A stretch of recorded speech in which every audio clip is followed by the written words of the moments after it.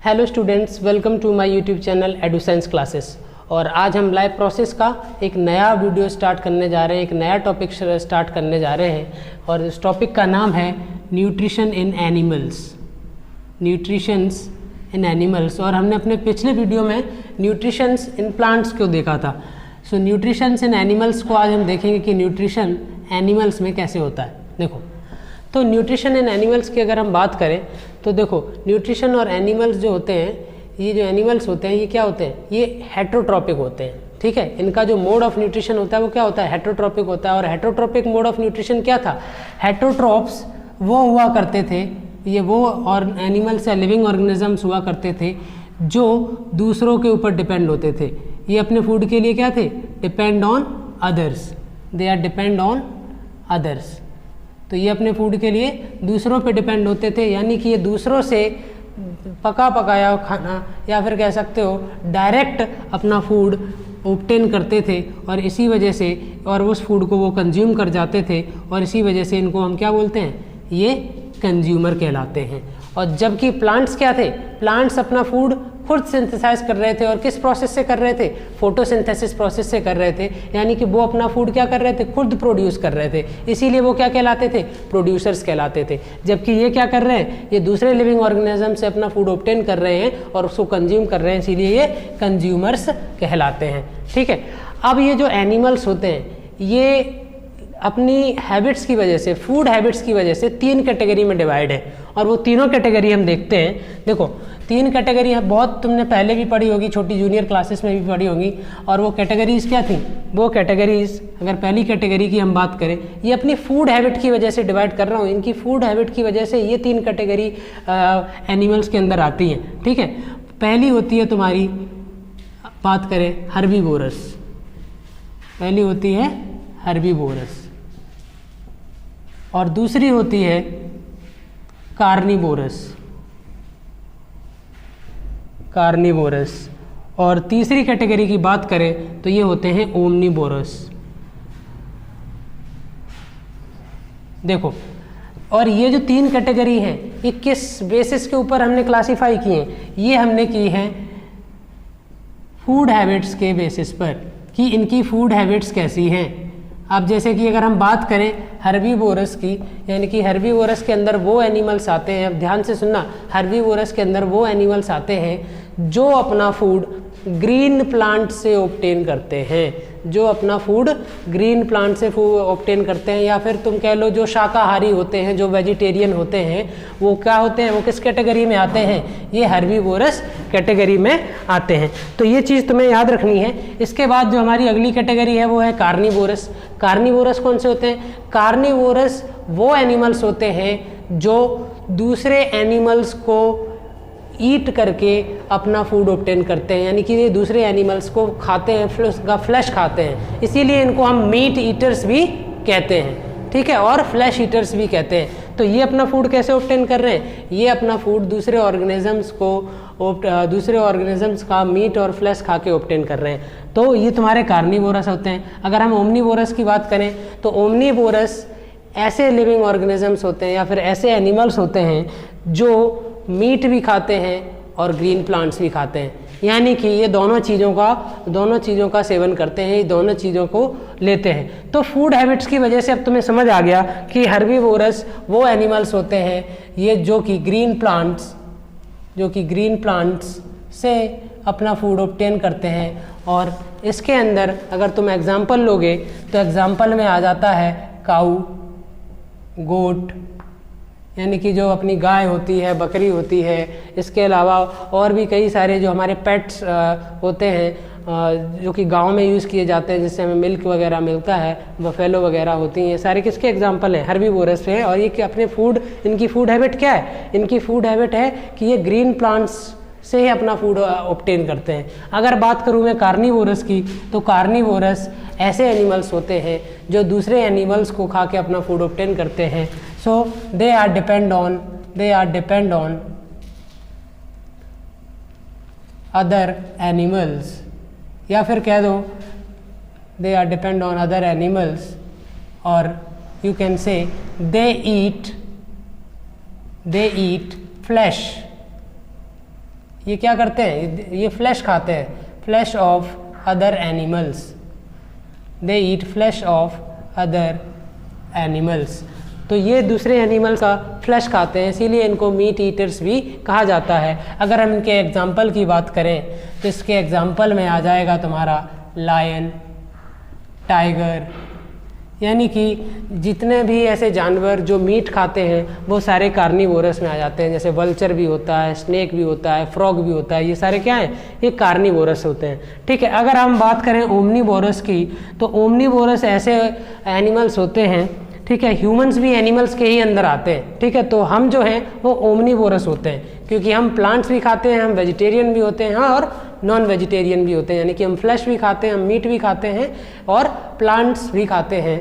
तो ओमनीवोरस में they depend on, they या लिख लो, दे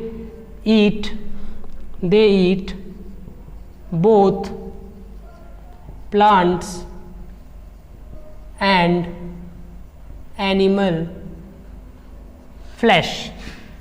तो इसके अंदर एग्जाम्पल की बात करें तो इसके अंदर पहले तो ह्यूमंस ही आ गए। ठीक है, एग्जाम्पल में ह्यूमंस आ गए। और अगर बात करें क्रो, जो कौवा होता है, वो भी दोनों चीज़ें ओमनीवोरस में आता है। स्पैरो हो गई।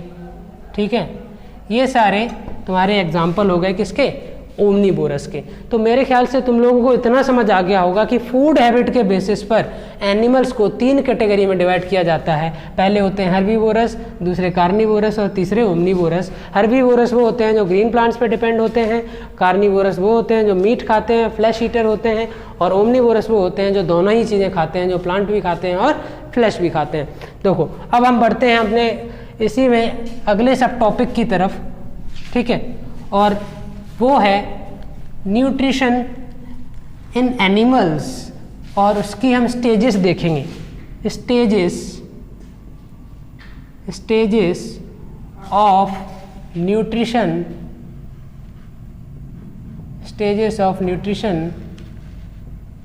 इन एनिमल्स।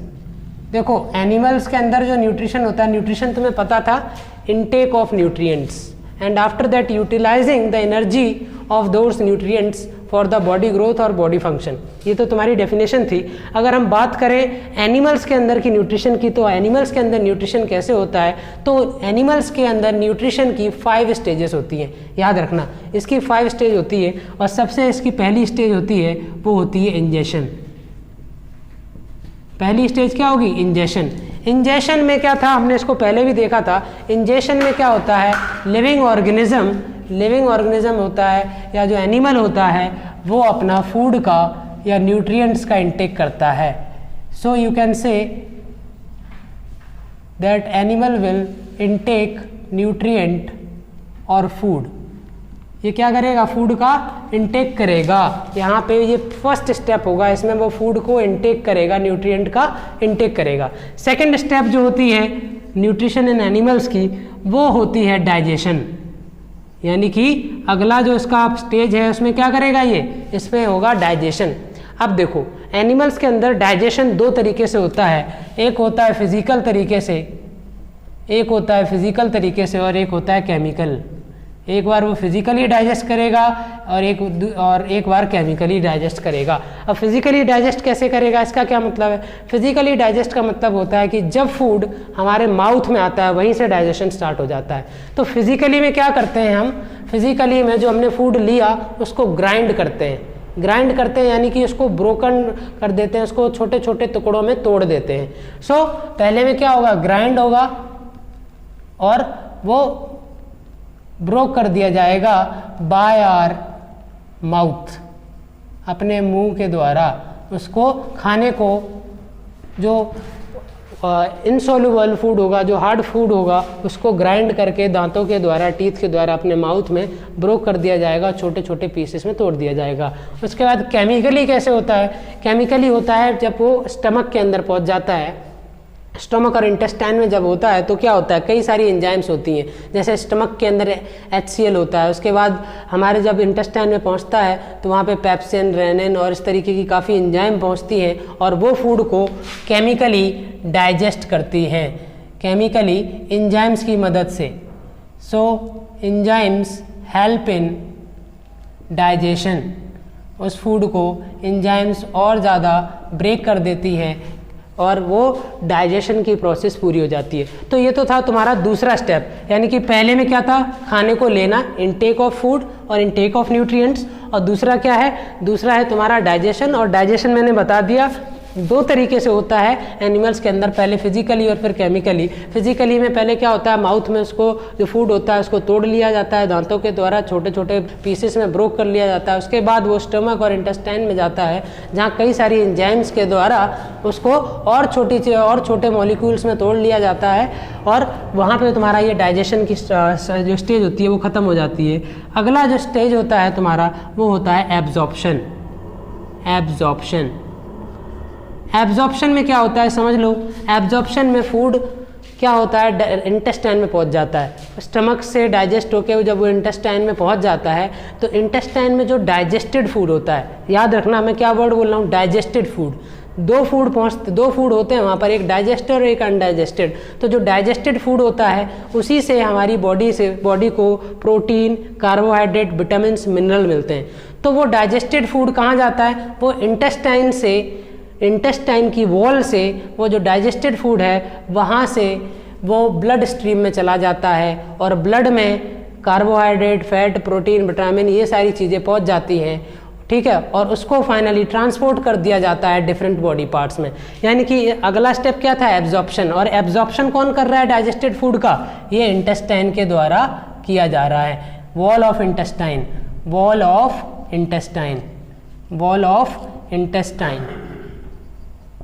और इसको फाइनली ट्रांसपोर्ट कर दिया जाता है ब्लड के द्वारा, और वॉल ऑफ इंटेस्टाइन इसको एब्जॉर्ब कर लेती है, और कहाँ पर, ब्लड के अंदर, ठीक है। वॉल ऑफ इंटेस्टाइन एब्जॉर्ब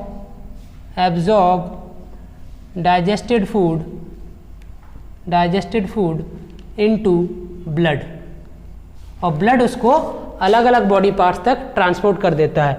अब हमारी अगली स्टेज की बात करें, जो चौथी स्टेज है वो है एसिमिलेशन। एसिमिलेशन में क्या होता है इसको समझ लो। देखो एसिमिलेशन में क्या होता है, हमने ये देख लिया कि एब्जॉर्प्शन में जो इंटेस्टाइन की वॉल है वो डाइजेस्टेड फूड को एब्जॉर्ब करके ब्लड के द्वारा ट्रांसपोर्ट कर दिया जाता है डिफरेंट बॉडी पार्ट। अब एसिमिलेशन में क्या होता है कि जब ये फूड डिफरेंट बॉडी पार्ट्स तक पहुंच जाता है, बॉडी के हर सेल तक पहुंच जाता है, तो फिर जो सेल होता है वो सेल उसका यूज़ करता है, जैसे कि प्रोटीन, विटामिन यानी कार्बोहाइड्रेट जो भी सेल तक पहुंचा वो सेल उसको फूड को उस जो तुम्हारा कार्बोहाइड्रेट है उसको ब्रेक करके उससे एनर्जी रिलीज़ होती है, और जब उससे एनर्जी रिलीज़ होती है वही हमारी बॉडी ग्रोथ में हेल्प करती है। यानी कि जो फूड वहाँ तक पहुँचा सेल तक, वो सेल अपने सेल को रिपेयर करने में या फिर नए सेल्स को बनाने में या बॉडी ग्रोथ करने में या बॉडी डिफरेंट फंक्शन करने में यूज़ करता है, ठीक है। तो इसमें क्या हो रहा है, इसमें cell uses digested food, cell उस डाइजेस्टेड फूड का यूज़ कर रहा है for body growth and repair, ठीक है। तो इतनी बात समझ आ गई होगी, ये चौथी स्टेज थी। और इसके बाद अगर हम आखिरी स्टेज की बात करें, चलो मैं यहाँ लिख देता हूँ, इसको एक बार मिटा के लिख देता हूँ। आखिरी जो स्टेज है पांचवी वो है इजेशन, और ये बहुत सिंपल है। इसमें क्या होता है कि हमने देखा था कि इंटेस्टाइन में जो डाइजेस्टेड फूड था वो तो एब्जॉर्ब कर लिया था उसकी वॉल ने, लेकिन जो अनडाइजेस्टेड फूड रह गया, जो डाइजेस्ट नहीं हुआ, वो क्या करेगी बॉडी, वो बॉडी इजेशन के थ्रू बॉडी से बाहर निकाल देगी, ठीक है। इजेशन एक प्रोसेस है जिसमें अनडाइजेस्टेड मटेरियल को या वेस्ट प्रोडक्ट को बॉडी से रिमूव कर दिया जाता है एनस के through. So in this what will happen, it is just a removal of undigested food from body. तो याद रखो ये 5 स्टेजेस होती हैं तुम्हारी किसकी, ये 5 स्टेजेस होती हैं न्यूट्रिशन इन एनिमल्स की, यानी कि जब भी न्यूट्रिशन इन एनिमल्स होगा, जब भी वहाँ पे न्यूट्रिशन एनिमल्स तक पहुँचेगा तो ये 5 स्टेजेस से गुजरना पड़ेगा। पहली स्टेज क्या थी? इंजेशन, जिसमें फूड का इंटेक किया जाएगा। दूसरी स्टेज क्या थी? डाइजेशन, जिसमें फूड को डाइजेस्ट किया जाएगा, छोटे छोटे पीसेस में ब्रोकन करके तोड़ दिया जाएगा। उसके बाद वो इंटेस्टाइन में पहुँचेगा और वहाँ पर इसको एंजाइम्स के द्वारा फिर से डाइजेस्ट किया जाएगा। वो डाइजेशन प्रोसेस थी। उसके बाद अगली प्रोसेस थी तुम्हारी एब्जॉर्प्शन, और एब्जॉर्प्शन में क्या कर रहा था? एब्जॉर्प्शन में जो इंटेस्टाइन की जो वॉल थी वो उस फूड को, डाइजेस्टेड फूड को एब्जॉर्ब कर लेती थी और ब्लड के थ्रू, ब्लड में मिक्स करके उसको डिफरेंट बॉडी पार्ट्स तक पहुंचाया जाता था। और उसकी अगली प्रोसेस थी तुम्हारी एसिमिलेशन। एसिमिलेशन में क्या था? जब वो फूड डिफरेंट बॉडी सेल्स तक पहुंच जाता था तो वो बॉडी सेल्स बॉडी ग्रोथ के लिए या सेल्स की रिपेयरिंग के लिए या बॉडी के डिफरेंट फंक्शन करने के लिए उस फूड से मिली हुई एनर्जी का यूज़ किया जाता था। और फाइनली जो लास्ट स्टेज थी वो थी इजेशन। इजेशन में क्या था कि जो अनडाइजेस्टेड फूड था, जो इंटेस्टाइन में रह गया था, उसको बॉडी रिमूव कर देती है, यानी कि वेस्ट प्रोडक्ट को एनएस के थ्रू बॉडी से थ्रू आउट कर देती है। So these are the 5 stages in the happening of nutrition in animals. So now in the next lecture we will study about the nutrition in amoeba. पहले हम एक example लेंगे amoeba का, वो अमीबा को हम अगले वीडियो में देखेंगे कि अमीबा के अंदर न्यूट्रिशन कैसे हो रहा है, पैरामीशियम के अंदर कैसे हो रहा है, और उसके बाद फाइनली हम देखेंगे ह्यूमंस के अंदर ये पूरा प्रोसेस, ये पूरा डाइजेस्टिव सिस्टम या पूरा न्यूट्रिशन का प्रोसेस कैसे वर्क करता है। तो आगे आने वाले वीडियो के लिए हमसे जुड़े रहिए और इस चैनल को सब्सक्राइब कर लिए। और अगर ये वीडियो अच्छा लगा है, अगर तुम लोगों को समझ आया है, तो इस वीडियो को लाइक करो और शेयर करो, ठीक है, और चैनल को सब्सक्राइब करो। Now we will meet in the next video. तब तक के लिए बाय बाय, टेक केयर।